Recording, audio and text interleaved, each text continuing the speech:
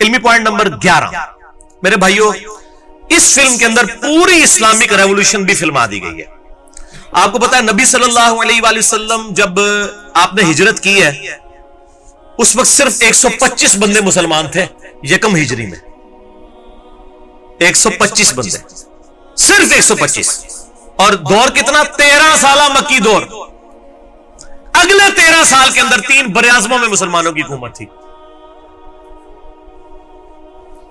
ہجرت میں آپ دیکھیں نا، یکم ہجری کو ہجرت ہوئی، 2 ہجری میں غزوہ بدر، 3 میں غزوہ احد، 5 میں غزوہ خندق، 6 میں صلح حدیبیہ، 7 میں غزوہ خیبر، 8 میں فتح مکہ، اور 8 ہجری میں غزوہ حنین، مشرکین عرب کے خلاف فیصلہ کن جنگ، جب عربیوں نے مان لیا کہ یار یہ نہیں قابو آئیں گے ہمارے.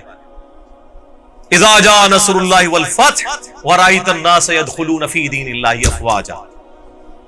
پھر جوک در جوک، کیونکہ قبائلی سسٹم تھا، انہوں نے کہا یار یہ قریش اب جو غالب ہو چکے ہیں، وہ خود ہی پھر اسلام کلمہ پڑھنا شروع کر دیا انہوں نے. اور 9 ہجری میں غزوہ تبوک، رومن امپائر دنیا کی سب سے بڑی سپر پاور 1.5 لاکھ کی فوج لے کے آ گئی عرب کے بارڈر پہ. نبی علیہ السلام 30,000 جانثار صحابہ کو لے کے گئے. وہ رومن امپائر کا جو ہیڈ تھا کیسر روم، وہ پہنچنے سے پہلے ہی بھاگ گیا. انہوں نے کہا بھائی یہ نہیں، 1.5 لاکھ اور 30,000، اور ان میں سے اکثر لوگ جن کے پاس سواری بھی نہیں ہے، پاؤں میں جوتیاں بھی نہیں ہیں. یرموک کی تو ضرورت ہی نہیں پڑنی تھی، تبوک میں ان کا سارا تلپٹ ہو جانا تھا معاملہ.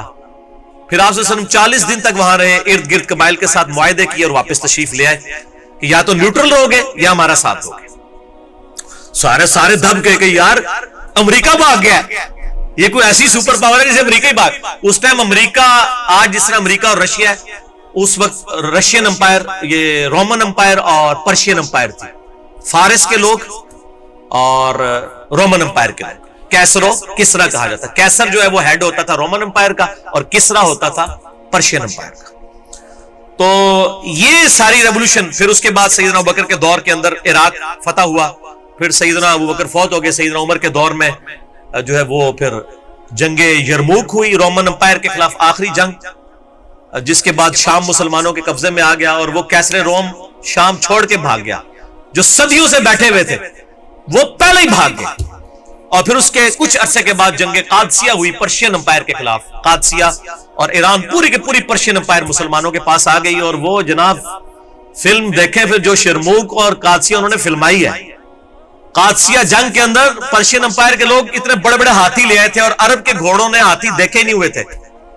مسلمانوں کے گھوڑے ان ہاتھیوں کو دیکھ کے واپس بھاگ جاتے تھے. اور پھر بنو تمیم کے لوگ پیدل گئے اور وہ ہاتھیوں پہ چڑھ کے انہوں نے ہاتھیوں کو نیچے گرایا. ایسے جوان مردی سے وہ لڑے. 8,500 مسلمانوں کی قربانی کے بعد 4 دن تک یہ جنگ لڑی گئی قادسیہ. اللہ نے مسلمانوں کو فتح دی. اور بخاری اور مسلم کی حدیث ہے، نبی علیہ السلام نے فرمایا ان قریب کیسر ختم ہو جائے گا، پھر قیامت تک کوئی کیسر نہیں ہوگا. اور ان قریب کسرا بھی ختم ہو جائے گا، پھر قیامت تک کوئی کسرا نہیں ہوگا. سر دیکھ لیں آج 1400 سال ہو چکے ہیں، دوبارہ وہ رومن امپائر بھی نہیں بنی، پرشین امپائر بھی نہیں بنی. یہ پروفیسیز ایسے پوری ہوئی. یہ آپ کو اس زمانے میں فلم پہنچا دے گی. آپ لگیں گے کہ آپ یرموک میں بیٹھے ہوئے ہیں. جناب تھکڑ قسم کی فلمیں نہیں جو ساڑی پاکستان دیا ہوندیاں نے، یہ انہوں نے ڈرامہ سیریز MBC والوں نے بنائی. علمی پوائنٹ نمبر 12، میرے بھائیوں عرب کے لوگوں میں 2 خامیاں تھیں. نمبر 1 طوائف الملوکی تھی. قبائلی سسٹم تھا، ہر علاقے کا ایک قبیلہ تھا، وہ اپنے علاقے پہ قبضہ کر کے بیٹھا ہوا تھا. جیسے افغانستان میں اس وقت کتنا وہ طوائف الملوکی ہوئی بھی ہے. اور وہ آپس میں لڑتے رہتے تھے، چھوٹی چھوٹی بات پہ ان کی سالوں لڑائیاں جاری رہتی تھی. یہ طوائف الملوکی تھی. ان دوسری خامی تھی کہ چٹے ان پڑھ، امی، جاہل. لیکن 2 خوبیاں بھی تھی سر. پہلی خوبی یہ تھی ان کے اندر کہ پیشن بہت تھا. جس کام کی ٹھان لیتے تھے نا، پھر جان کی پرواہ نہیں کرتے تھے. ایسے جنگجو لوگ تھے. اور دوسری خوبی تھی وہ ٹف ماحول، ریگستان کے ماحول کے عادی تھے. کئی دن بھوکے پیاسے گزار لیتے تھے. بس یہ 2 خوبیاں جو ہے نا اللہ نے یوٹیلائز کی اور 2 خامیاں دور کر دی. خوبی کیا؟ ٹف ماحول کے عادی اور پیشن. آپ دیکھ لینا ابو جہل نے بھی اپنی گردن کٹوائی ہے آ کے. سر اپنے باطل مذہب کے لیے بھی اس نے جان دی ہے. یہ ان کا تھا حال. کیسے وہ اللہ تعالیٰ نے ان کی کمزوریاں دور کی, طوائف الملوکی ختم ایسے کی کہ نبی علیہ السلام کی شکل میں ایک لیڈر دیا, سارے قبائل ایک جھنڈے کے نیچے جمع ہو گئے, اور علم دے دیا ان کی اپنی زبان میں. سورۃ المائدہ سورۃ النساء کوئی پڑھ لے, اس کے سامنے کون سا یہودی عیسائی بول سکتا ہے جس کو سورۃ البقرہ آتی ہو اپنی زبان میں.